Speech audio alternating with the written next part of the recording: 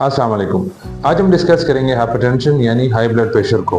इसके हमारे जिस्म के ऊपर क्या क्या बुरे असरात पड़ते हैं, इसको मैनेज कैसे करना चाहिए, इसको हम डिटेल में डिस्कस करेंगे। पाकिस्तान में कुछ बीमारियां ऐसी हैं जिनका डिजीज़ बर्डन बहुत ज़्यादा है हमारी सोसाइटी के ऊपर। उसमें से टॉप पे हमारी हाई ब्लड प्रेशर एंड दूसरी डायबिटीज़ यानी शुगर है। देखिए, इसको समझने के लिए बड़ा इंपॉर्टेंट है कि आपको पता हो कि नॉर्मल ब्लड प्रेशर कितना होता है। ब्लड प्रेशर, हमारा जो नॉर्मल ब्लड प्रेशर है वो है लेस देन 120/80 यानी 120/80 जो है, इससे नीचे नीचे तक जितना ब्लड प्रेशर है हमारा वो नॉर्मल है। एंड अगर इससे 120 से 130 के बीच में ब्लड प्रेशर जाता है तो इसे हम कहते हैं एलिवेटेड ब्लड प्रेशर। और अगर 130 से ऊपर चला जाता है तो हम उसको हाइपरटेंशन लेबल कर देते हैं। अच्छा, ऊपर वाले ब्लड प्रेशर को हम सिस्टोलिक ब्लड प्रेशर कहते हैं और नीचे वाले को डायस्टोलिक ब्लड प्रेशर कहते हैं, क्योंकि ब्लड प्रेशर के दो कंपोनेंट्स होते हैं। ज़्यादा इंपॉर्टेंस जो है वो सिस्टोलिक यानी ऊपर वाला ब्लड प्रेशर जो होता है उसकी है, उसको मैनेज करके रखना बहुत ज़रूरी होता है। सो नीचे वाला जो ब्लड प्रेशर या डायस्टोलिक ब्लड प्रेशर जो है, इसको आपको 80 से नीचे रखना ज़रूरी है। 80 से 89 तक अगर जाएगा तो इसे हम कहते हैं हाई ब्लड प्रेशर। अच्छा, ब्लड प्रेशर बेसिकली आपको समझना ज़रूरी है कि दिल से ब्लड प्रेशर क्या होता है। ब्लड प्रेशर ये है कि जो हमारा दिल जब धड़कता है तो वो खून का एक प्रेशर जनरेट करता है। जो जो जो ब्लड हमारी आर्टरीज में से खून जिस स्पीड से चलता है उसे हम ब्लड प्रेशर कहते हैं। सो उसका एक नॉर्मल वैल्यू है और उसमें उसको रहना बहुत ज़रूरी है ताकि हमारे जो जिस्म के डिफरेंट ऑर्गन्स हैं उनको नुकसान ना पहुंचे। अगर ब्लड प्रेशर बहुत ज़्यादा रहेगा तो इसका दिमाग के ऊपर फालिज का असर पड़ सकता है, दिमाग की पूरी रग फट सकती है, हार्ट अटैक का खतरा हो सकता है, गुर्दे फेल हो सकते हैं, इसी तरह काफ़ी मसाइल का सामना करना पड़ सकता है। अच्छा, इसके आगे से ब्लड प्रेशर की फर्दर स्टेजेस बनाई गई हैं। ठीक है, अगर 130 से ऊपर ब्लड प्रेशर है और 140 से नीचे है तो इसको कहते हैं स्टेज 1 हाइपरटेंशन। स्टेज 2 हाइपरटेंशन ये होती है कि अगर वो 140 से भी ऊपर चला जाए तो इसको स्टेज 2 कहते हैं। वो मामला फिर डेंजरस होता है, उसको अर्जेंटली कंट्रोल करना बहुत ज़रूरी होता है। अब कितनी टाइप्स कितनी होती हैं, किस्में कितनी होती हैं हाई ब्लड प्रेशर की? देखें, मेनली प्राइमरी हाइपरटेंशन और दूसरी होती है सेकेंडरी हाइपरटेंशन। दो मेजर कैटेगरीज हैं जिसमें हम इसको डिवाइड करते हैं। प्राइमरी हाइपरटेंशन का मतलब ये होता है कि 95% के केसेस में नॉर्मली होती प्राइमरी हाइपरटेंशन यानी इडियोपैथिक, जिसकी कोई वजह नहीं होती। इसके कुछ फैक्टर्स होते हैं जो हमारे डे टू डे लाइफ में ऐसे एनवायरमेंटल एंड जेनेटिक फैक्टर्स जो रिस्पॉन्सिबल होते हैं इस प्राइमरी हाइपरटेंशन के लिए। जैसे एनवायरमेंटल फैक्टर्स में क्या हो सकता है? मोटापा।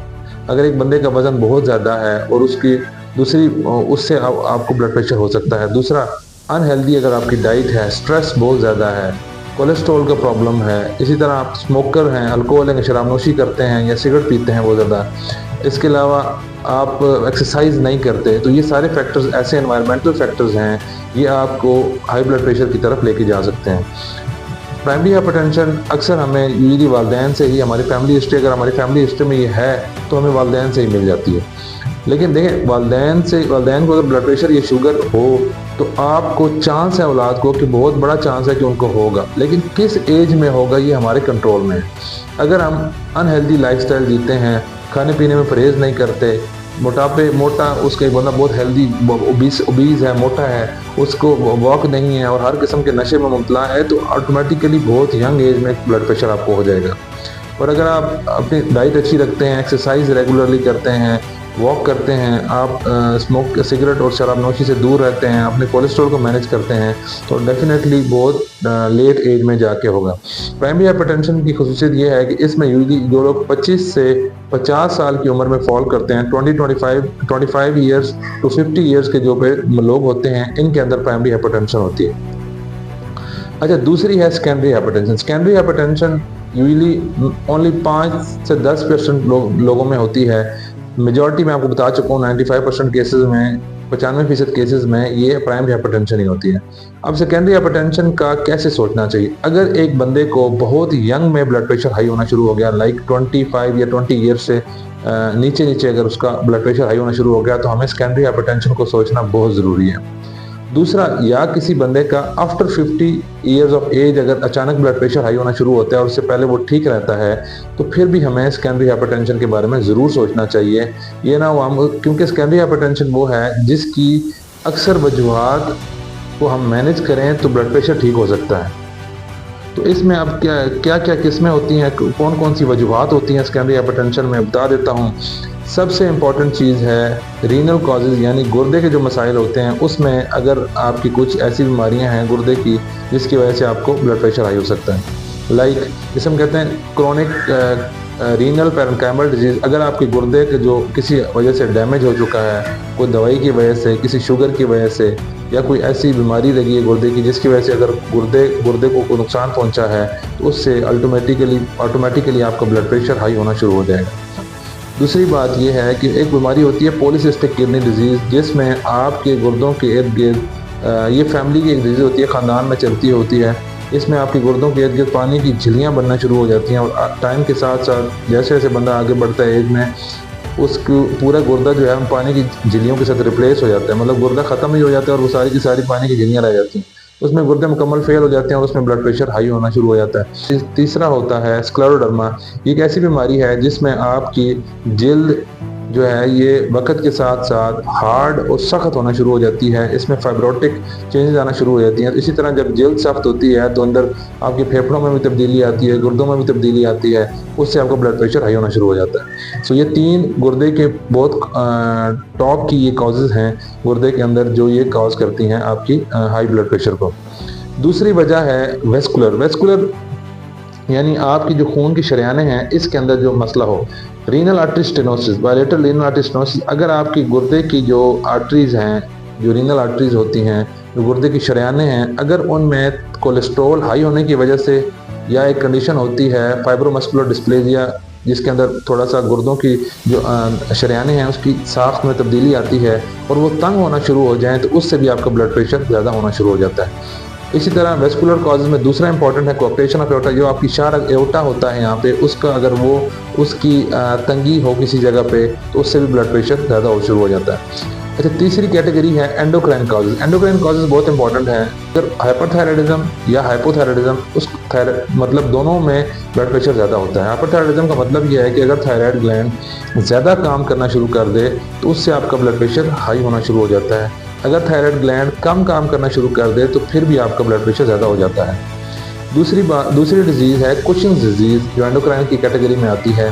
कुशिंग्स बीमारी मतलब ऐसे लोग, यूजुअली वो लोग जो दमे या किसी इन्फ्लेमेटरी जॉइंट डिजीज़ में इन्वॉल्व होते हैं, एज़मा जिनको हो, या जो इन्फ्लेमेटरी जॉइंट्स होते हैं, लाइक जो गेंठिए का मसला हो गया, रूमेटॉइड आर्थराइटिस, या एसएलई के जो मरीज़ होते हैं जो लंबे अरसे के लिए स्टेरॉइड्स ले रहे होते हैं, जैसे डेल्टा कॉर्टिल की गोली हो गई, डेक्सामेथासोन के इंजेक्शन हो गए, सोलोकॉर्टिव के इंजेक्शन हो गए, जो ये लोग इंजेक्शन या टैबलेट्स रेगुलरली बहुत अरसे तक लेते हैं, तो उनके वक्त के साथ साथ इन स्टेरॉइड्स के साइड इफेक्ट क्या होते हैं कि उनकी बॉडी सूजना शुरू हो जाती है, चेहरा गोल सा हो जाता है, जिस्म के ऊपर सुर्ख रंग के निशान बनना शुरू हो जाते हैं, हड्डियाँ कमज़ोर हो जाती हैं।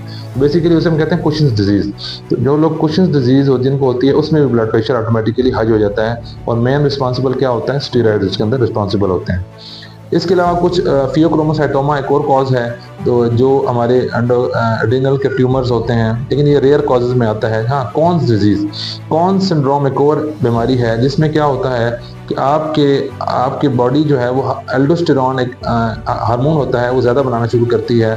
उसका काम होता है वो गुर्दे से सॉल्ट एंड वाटर रिटेंशन यानी नमक और पानी को जज़ब करके वो वापस आपके ब्लड में ले आता है। इसके अलावा एक्रोमेगैली यानी अगर एक बंदे का ग्रोथ हार्मोन, मतलब जो हमारा ग्रोथ हार्मोन होता है, अगर ज़्यादा हो जाए तो हमारी जिस्म के कदोखाल चेंज हो जाते हैं, कद बढ़ना शुरू हो जाता है, चेहरा बड़ा हो जाता है, हाथ बड़े हो जाते हैं। तो एक्रोमेगैली एक और कंडीशन है जिसके अंदर ये आपका गड़बड़ हो सकती है। इसके अलावा जो और कैटेगरीज हैं, ड्रग्स यानी ऐसी कुछ दवाइयाँ, जो ऐसी अद्वियात हैं जो अगर आप रेगुलरली इस्तेमाल करें तो उससे आपके ब्लड प्रेशर ज़्यादा हो जाएगा। सबसे कॉमन है एनसिड्स। एनसिड्स से मुराद वे दर्द वाली गोलियां होती हैं, जैसे कोई डाइक्लोरान हो गया, डाइक्लोरान का टीके बहुत लोग लगवाते हैं, ये पेन किलर लेते हैं। उसके अलावा आपकी वॉरेन के टैबलेट्स हो गई। तो जितनी ये पेन किलर्स होती हैं, एनसिड्स, जो बहुत कॉमनली हमारी सोसाइटी में लोग यूज़ करते हैं दर्द के लिए, तो ये आपका हाई करवा सकती हैं ब्लड प्रेशर। दूसरी चीज़ होती है स्टेरॉइड्स, जिसका हम पहले भी डिस्कस कर चुके हैं, वो स्टेरॉइड से भी आपका ब्लड प्रेशर हाई होता है। तीसरा एरिथ्रोपोएटिन। एरिथ्रोपोएटिन एक ऐसी इंजेक्शन है जो ये गुर्दे जिन लोगों के फेल हो चुके होते हैं और वो डायलिसिस पे होते हैं, तो उनको ये लगता है एरिथ्रोपोएटिन हफ्ते में दो दफ़ा। ये खून बनाने वाला इंजेक्शन होता है, लेकिन इसका एक साइड इफेक्ट है कि ये ब्लड प्रेशर आपका ज़्यादा कर देता है। इसके अलावा एटिपिकल एंटीसाइकोटिक्स यानी कुछ नफ्सियाती दवाइयाँ ऐसी होती हैं जिनके अंदर आपकी जो अगर साइकेट्रिस्ट अक्सर मरीज को प्रिस्क्राइब करते हैं तो विद टाइम उनका ब्लड प्रेशर हाई होना शुरू हो जाता है। अल्कोहल, शराब नोशी, जो लोग लंबे टाइम तक शराब नोशी करते हैं उनका ब्लड प्रेशर भी हाई हो जाता है। उसके अलावा कुछ ऐसी नशावर दवाइयाँ लाइक कोकेन हो गया, जिससे आपको दिल के मसाइल और ब्लड प्रेशर के मसाइल का सामना करना पड़ सकता है। हमल के दौरान भी आपका ब्लड प्रेशर हाई हो सकता है। ये प्रेगनेंसी में हाई हो सकता है। एक ऑब्स्ट्रक्टिव स्लीप एपनिया, जो मोटे लोग होते हैं इनको सांस की दिक्कत होती है तो ये रात को सो नहीं सकते, तो ना सोने की वजह से भी ऑटोमेटिकली इनका ब्लड प्रेशर बहुत ज़्यादा ऊपर चला जाता है। हाई ब्लड प्रेशर यानी हाइपरटेंशन की अलामात क्या होती हैं? देखिए, ब्लड प्रेशर के बारे में एक बड़ा कंसेप्ट है, कहते हैं कि it's called a silent killer. इसको मतलब इसकी कोई अलामात ऐसा सच नहीं है। हाँ, मुख्तलिफ लोगों में मुख्तलिफ टाइम पे डिफरेंट अलामात आ सकती हैं, जो मैं बता देता हूँ। कुछ लोग हमें कहते हैं कि जी मेरे सर में शदीद दर्द, जब ब्लड प्रेशर हाई होता है तो इनके सर में दर्द होता है शदीद, ठीक है, भारीपन महसूस होगा सर में। कुछ लोग कहते हैं जिनको चक्कर आते हैं। अक्सर मेरे पास पेशेंट्स आते हैं, कहते हैं सर आज सुबह से ना सर में चक्कर आ रहे हैं, जब उनको ब्लड प्रेशर चेक करते हैं तो वो हाई होता है वो। अच्छा, ज़्यादातर जो मोस्ट कॉमन कंप्लेन हम देखेंगे वो है इस एरिया में, कमर के ऊपर वाले हिस्से में, गर्दन के बिल्कुल नीचे। लोग कहते हैं कि वजन पड़ा हुआ है या दर्द हो रहा है। सुबह से शाम तक वो ऐसे मूवमेंट करते रहते हैं कि जी सर हमें ना यहाँ पे बहुत शदीद दर्द हो रहा है। तो इस एरिया में अगर दर्द हो आपको पूरे कंधों की तरफ और ऊपर कमर की तरफ भी ऊपर वाली साइड पे, या आपको सर में भारीपन महसूस हो, चक्कर आने शुरू हो जाए या अक्सर घबराहट होना शुरू हो जाए, तो उस टाइम अपना ब्लड प्रेशर ज़रूर चेक करवाएं। कभी कभी इस तरह लोगों में अलामात आएंगी। हाँ, ज़्यादातर आपको जो होगा वो आपको विदाउट एनी सिम्टम्स, कोई आपको अलामत नहीं आएगी और अक्सर आपको ब्लड प्रेशर हाई होगा। सो आपने उस चीज़ में इग्नोर नहीं करना कि अलामत नहीं आ रही तो आप ब्लड प्रेशर छोड़ दें। इसकी जो मॉनिटरिंग का तरीका भी यही होता है कि एक एम्बुलेटरी ब्लड प्रेशर मॉनिटरिंग होता है, एक ऑफिस पर ब्लड प्रेशर मॉनिटरिंग होती है। यानी घर में सुबह शाम अपना ब्लड प्रेशर ज़रूर चेक करवाना चाहिए। ऑफिस में भी अगर जो लोग जाते हैं वहाँ पे भी अपना ब्लड प्रेशर चेक करवाएं, ताकि डॉक्टर के सामने आके उस स्ट्रेस से जो वाइट कोट हाइपरटेंशन या ब्लड प्रेशर बढ़ता है वो ना बढ़े। और घर में अगर आपकी रीडिंग्स हैं और चार्टिंग करें, इसको बाकायदा लिखा करें सुबह शाम दिन जब भी आप चेक करते हैं, तो उसमें अगर ब्लड प्रेशर आपका हाई हुआ तो वो ज़्यादा एक्यूरेट रीडिंग होगी एज़ कम्पेयर टू जो आप हॉस्पिटल में आके चेक करवाते हैं। अच्छा, अब हम डिस्कस करते हैं कि इसकी वजह से कॉम्प्लिकेशंस क्या होती हैं हाई ब्लड प्रेशर की वजह से। हाई ब्लड प्रेशर का अगर blood pressure, diastolic blood pressure, नीचे वाला ब्लड प्रेशर अगर आपका 6 मिलीमीटर मरकरी तक बढ़ता है तो उससे आपकी जो दिल के मुख्तलिफ इवेंट्स की वजह से अमवात के चांसेस हैं वो डबल हो जाते हैं। अब सबसे पहले हम डिस्कस करेंगे hypertensive heart disease. Like blood pressure की वजह से दिल के ऊपर क्या मसला पड़ता है। एक होता है LVH। LVH क्या होता है? Left ventricle hypertrophy. आपका जो दिल है उसके पट्ठों का साइज़ मोटा हो जाता है, थिक हो जाता है एज़ कम्पेयर टू नॉर्मल। उसकी वजह से आपकी जो हार्ट की फिलिंग है उसमें प्रॉब्लम आती है और हार्ट फेलियर की तरफ बंदा जा सकता है। दूसरी चीज़ होती है वेंट्रिकुलर अरिथमियाज। आपके दिल की धड़कन जो है वो बेतरतीब हो सकती है किसी इस हाई ब्लड प्रेशर की वजह से। तीसरा है मायोकार्डियल इस्कीमिया, यानी आपके दिल की जो शरेयानें हैं वो तंग होकर आपको हार्ट अटैक की तरफ धकेल सकती हैं। चौथा है सडन कार्डियक डेथ, यानी सडनली किसी वजह से भी आपका दिल या धड़कना बंद हो सकता है अगर आप हाई ब्लड प्रेशर को कंट्रोल ना करें। तो ये 4 मसाइल दिल के अंदर बहुत इंपॉर्टेंट है। अच्छा, दूसरी चीज़ है हाइपरटेंसिव सेरेब्रोवास्कुलर डिजीज़, यानी आपके दिमाग के ऊपर क्या क्या असरात पड़ते हैं। इसमें सबसे टॉप पे तो आपके फालिज का खतरा होता है, स्ट्रोक। इधर इस्केमिक स्ट्रोक और हेमरेजिक स्ट्रोक, यानी या खून जमने की वजह से फालिज हो सकता है, कोई नस ब्लॉक हो जाएगी दिमाग की, या आपकी कोई छोटी शरेयान जो है वो फट सकती है, उसकी वजह से स्ट्रोक हो सकता है। So ischemic and hemorrhagic strokes are commonly इसके अंदर हो सकते हैं। दूसरी चीज़ है डिमेंशिया। डिमेंशिया अगर आप लंबे अरसे के लिए ब्लड प्रेशर कंट्रोल नहीं करते तो आपकी जो याददाश्त है वो आपकी वक्त के साथ साथ कम होना शुरू हो जाएगी। ऑटोमेटिकली जब आपकी वेसल्स के ऊपर प्रेशर बढ़ेगा और उसकी वेस्कुलोपैथी होती है तो ऑटोमेटिकली आगे जो अगर दिमाग का पैरेन्काइमा होता है वो उसके अंदर चेंजेस आना शुरू हो जाएंगे। तो या अल्जाइमर्स की वजह से या वेस्कुलर डिमेंशिया जो है इसकी ये आपका बढ़ जाएगा। तो आपके दिमाग के ऊपर ये 2 प्रॉब्लम्स बड़े कॉमन हैं, एक है stroke and second is dementia. तो ये इसको रोकने के लिए आप क्या कर सकते हैं कि ब्लड प्रेशर को स्ट्रिक्टली कंट्रोल में रखें। तीसरी चीज़ है हाइपरटेंसिव किडनी डिजीज़, यानी हम पहले भी डिस्कस कर चुके हैं कि या तो किडनी के जो पोर्शन होते हैं ग्लोमेरुलस या ट्यूब्यूल्स या उसकी जो वेसल्स होती हैं, तीनों जगहों पे ये आपकी डैमेज कर सकता है ब्लड प्रेशर, और उसकी वजह से गुर्दे फेल हो सकते हैं और ऑटोमेटिकली फिर आपको डायलिसिस की तरफ जाना पड़ सकता है। जब गुर्दे ख़राब होंगे तो आपका खून जो है वो सफाई नहीं होगी, खून की सफाई नहीं होगी तो इंसान बेहोशी की तरफ झटके लग सकते हैं। और गुर्दे ख़राब होने के जितने मसाइल हैं वो अगर आप देखें तो इंतहाई हॉरेबल किस्म के इसके फीचर्स हैं आगे, और इंसान जो है वो जो ऐसे रेगुलर मरीज डायलिसिस पे होते हैं उनको देख के आप कह सकते हैं कि काश लोग अक्सर कहते हैं कि काश हमने अपने टाइम पे ब्लड प्रेशर को कंट्रोल रखा होता और इस मसले से हम ना गुजर रहे होते। अगली चीज़ है हाइपरटेंसिव रेटिनोपैथी, यानी ब्लड प्रेशर की वजह से आपकी आंखें ख़राब हो सकती हैं। आंखों के पीछे जो पर्दा होता है उसके अंदर बहुत सारे मसाइल होते हैं और आपकी आंखें ख़राब होने की वजह से अल्टीमेटली आपकी नज़र जो है वो बिल्कुल फारिग हो जाएगी। सो ये इंपॉर्टेंट चीज़ है, इसको भी कंट्रोल करें। अब सबसे इंपॉर्टेंट चीज़ हम डिस्कस करते हैं वो है ट्रीटमेंट मैनेजमेंट कैसे करनी है हमने ब्लड प्रेशर की। देखिए, ब्लड प्रेशर की मैनेजमेंट में दो चीज़ें हैं। सबसे इंपॉर्टेंट है लाइफ स्टाइल मैनेजमेंट, दूसरी चीज़ है मेडिकेशंस बाद में आती हैं। पहले आपने ऐसी चीज़ें करनी होती हैं जो आपकी डेली लाइफ को चेंज करें, उससे हो सकता है ब्लड प्रेशर वैसे ही मैनेज हो जाए। सो लाइफ स्टाइल मैनेजमेंट के अंदर सबसे इम्पॉर्टेंट है, अगर लोगों का वज़न ज़्यादा है तो उनको वज़न कम करना चाहिए। एज अर्ली एज पॉसिबल अपना वज़न कम करें। इसकी एक मैं हिंट दे देता हूँ कि जो मेल्स होते हैं, मर्द होते हैं, इनकी वेस्ट को 94 सेंटीमीटर या 94 सेंटीमीटर से कम होना चाहिए। फीमेल्स की वेस्ट को 80 सेंटीमीटर से कम होना चाहिए, या उनका जो BMI है वो आपका 25 से कम रखें अपना। तो उसमें मतलब आप बेसिकली नॉर्मल उसके अंदर फॉल करेंगे ताकि आपका जो ब्लड प्रेशर है वो नॉर्मल हो सके। और मैं बता दूं कि अगर आप 10 किलो तक ब्लड प्रेशर कम करते हैं तो 10 to 20 मिलीमीटर ऑफ मर्करी आपके जो ब्लड प्रेशर के अंदर फ़र्क पड़ सकता है। लाइक अगर एक बंदे का ब्लड प्रेशर 160 तक रहता है तो पॉसिबिलिटी है कि 140 या 130 तक आ जाएगा वेट लॉस करने से। दूसरी इंपॉर्टेंट चीज़ है आपको डिक्रीज्ड सॉल्ट इनटेक जो है उसको कम करना है, मुकम्मल ख़त्म नहीं करना। देखिए, नॉर्मल हमारा जो सॉल्ट इनटेक बॉडी की रिक्वायरमेंट है दैट इज़ 6 ग्राम तक डेली चाहिए होती है। 6 ग्राम कितना बनता है? एक जो चाय की चम्मच है इसके अंदर आपका जो सॉल्ट होता है that is about 6 to 7 grams. So आपने मुकम्मल ख़त्म नहीं करना, आधी चम्मच तक आप बेसिकली जो बॉडी की नॉर्मल रिक्वायरमेंट है उसको ले सकते हैं। सो 6 से कम करके, तो अगर आप 2 to 6 के बीच में भी लेते रहें, यानी आधी चम्मच जो चाय की चम्मच होती है इस जितना सॉल्ट आप डेली पूरे दिन में इस्तेमाल करें। उसमें आपका जो आटे में डलता है, उसके अलावा जो सालन में डलता है, किसी चीज़ में भी जो डालना है आपका जो नमक है इससे ज़्यादा नहीं होना चाहिए। सो आसान अल्फाज में जो एडिड साल्ट बिल्कुल बाहर से जो सालन में बनता है उसके अलावा आप एक्स्ट्रा बिल्कुल ना डालें। तो 6 ग्राम तक आप इसको रिस्ट्रिक्ट करें। तीसरी चीज़ है पोटेशियम इनटेक को हाई करें। आपका जो पोटेशियम है ये ब्लड प्रेशर को स्टेबल रखने में बहुत हेल्प करता है। So low salt intake and high potassium intake is very important for management of blood pressure. तो पोटेशियम कितना होता है? जो आपकी डेली रिक्वायरमेंट है राउंड अबाउट इसकी 3500 मिलीग्राम तक पोटेशियम की रिक्वायरमेंट होती है, 3500 मिलीग्राम। अब मैं आपको रफली बता दूं, जो एक केला या बनाना होता है, एक बनाना, इसके अंदर आपको ऑलमोस्ट 420 मिलीग्राम ऑफ पोटेशियम होता है।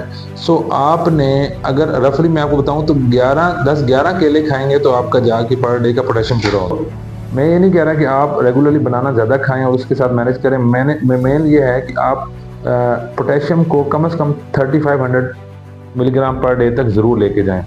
अगली चीज़ है अल्कोहल इनटेक, शराब नोशी को मुकम्मल बंद करें, या अगर जो लोग बिल्कुल मजबूर हैं तो वो इंतहाई मिनिमम तक लेके आएँ। स्मोकिंग, सिगरेट स्मोकिंग को या हुक्का स्मोकिंग जो है, टोबैको स्मोकिंग, इसको बिल्कुल सख्ती से बंद करें। एक और इम्पॉर्टेंट चीज़ है कि आपको रेगुलरली एक्सरसाइज करनी चाहिए 30 minutes per day. Aerobic exercise, उसमें अगर आप रनिंग करना चाहते हैं, ब्रिस्क वॉक करना चाहते हैं, या आप कोई और किसी किस्म की एरोबिक एक्सरसाइज करते हैं, वो मस्ट है आपके लिए। इससे आपका वेट लॉस में भी हेल्प होगा और ये आपके ब्लड प्रेशर को भी स्टेबलाइज करेगी। अच्छा, American college of cardiology ACC या अमेरिकन हार्ट एसोसिएशन की जो गाइडलाइंस हैं उसमें उन्होंने रिकमेंड किया है कि रेगुलरली उनको फ्रूट्स, वेजिटेबल्स, ये एक बैलेंस डाइट इस्तेमाल करनी चाहिए। सो पोटेशियम का जो अदर सोर्स है उसको अगर आपने करना है तो आप एप्पल्स के अंदर बहुत ज़्यादा, सेब के अंदर बहुत ज़्यादा होता है, बनाना के अंदर बहुत ज़्यादा होता है, ये जो ऑरेंजेस होते हैं आपके इसके अंदर बहुत ज़्यादा होता है, और बाकी जो ग्रीन लीफी वेजिटेबल्स होती हैं लाइक पालक, स्पाइनच वगैरह, ये सारी इसके अंदर बहुत ज़्यादा आपका पाया जाता है। सो ये सब कुछ करने के बावजूद अगर आपका ब्लड प्रेशर नहीं ठीक होता तो उसके बाद फिर हमें कंसिडर करना चाहिए कि हम मेडिकेशन की तरफ जाएं। लेकिन चूंकि हमारे पेशेंट्स बिल्कुल ही कंप्लायंट नहीं होते, वो इसकी तरफ आते नहीं हैं लाइफस्टाइल चेंज की तरफ, तो हमें फिर मेडिसिन सम टाइम पहले ही रिवाइज करनी पड़ती है। मेडिसिन क्या लेनी है वो अपने डॉक्टर से कंसल्ट करें, वो आपको प्रॉपर उसके ऊपर वो गाइड करेंगे। Thank you.